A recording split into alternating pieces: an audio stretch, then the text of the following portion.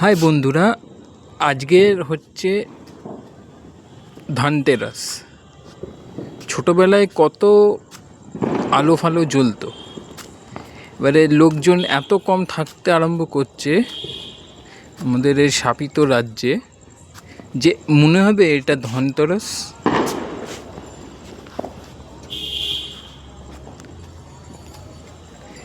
হ্যাঁ, শুধুমাত্র আছে এই দিকে একটু আলো আছে,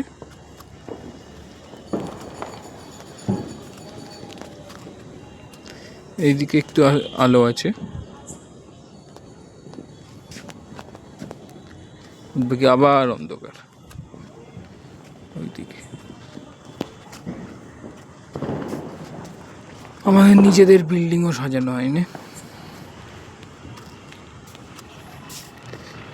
সো হ্যাপি ধনতেরাস।